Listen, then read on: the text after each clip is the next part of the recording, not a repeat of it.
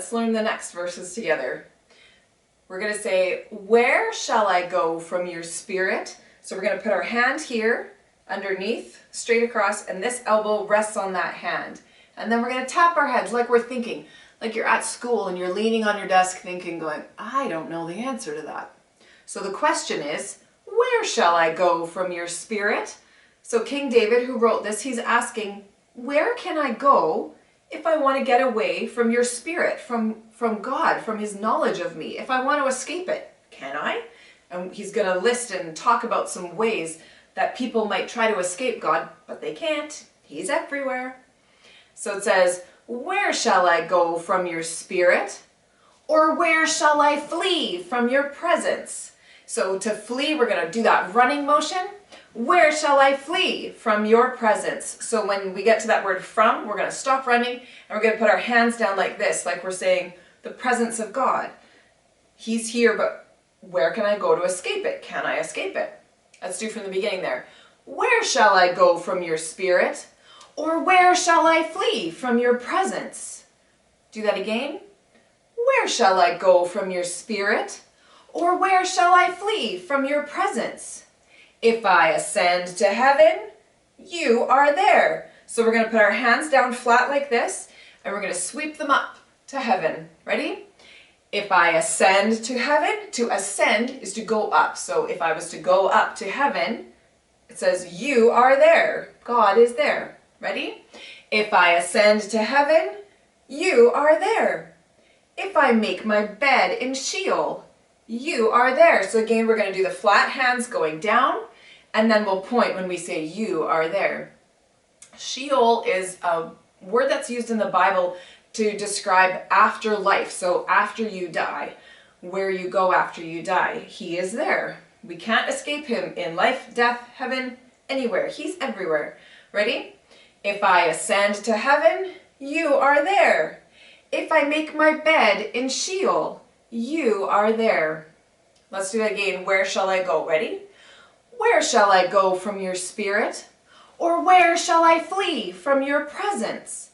If I ascend to heaven, you are there.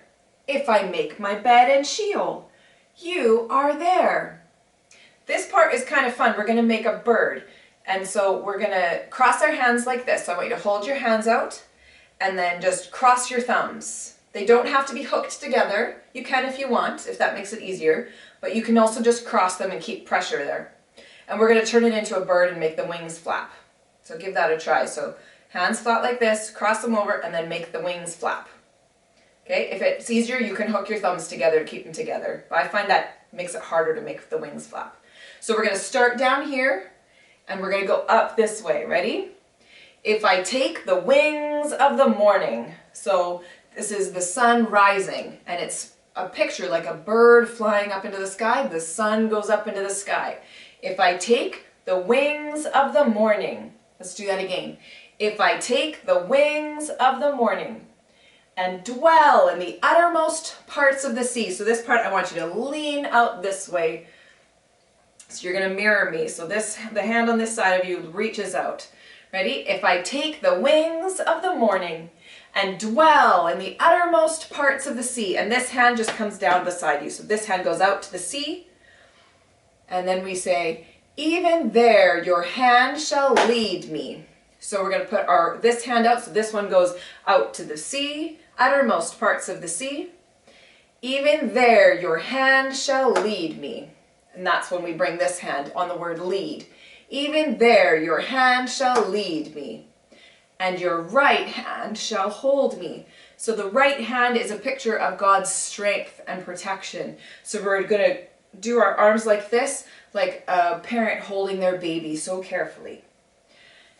So let's go from if I take the wings. If I take the wings of the morning and dwell in the uttermost parts of the sea, even there your hand shall lead me, and your right hand shall hold me.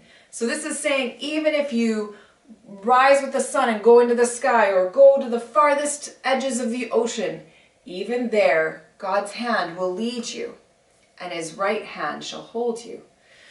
Let's go from where shall I go? Where shall I go from your spirit? Or where shall I flee from your presence? If I ascend to heaven, you are there. If I make my bed in Sheol, you are there. If I take the wings of the morning and dwell in the uttermost parts of the sea, even there your hand shall lead me, and your right hand shall hold me.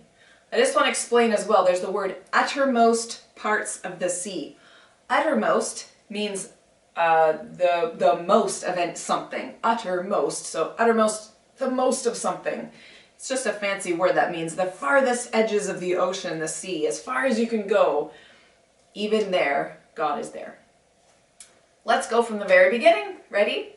Psalm 139, verses 1 through 18.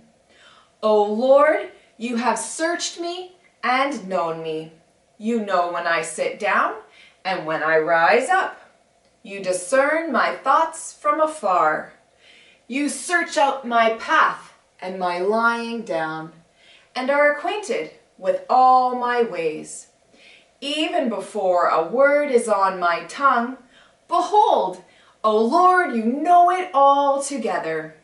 You hem me in, behind and before, and lay your hand, behind and before, and lay your hand upon me. Such knowledge is too wonderful for me. It is high. I cannot attain it. Where shall I go from your spirit? Or where shall I flee from your presence? If I ascend to heaven, you are there. If I make my bed in Sheol, you are there. If I take the wings of the morning and dwell in the uttermost parts of the sea, even there your hand shall lead me, and your right hand shall hold me. Good job.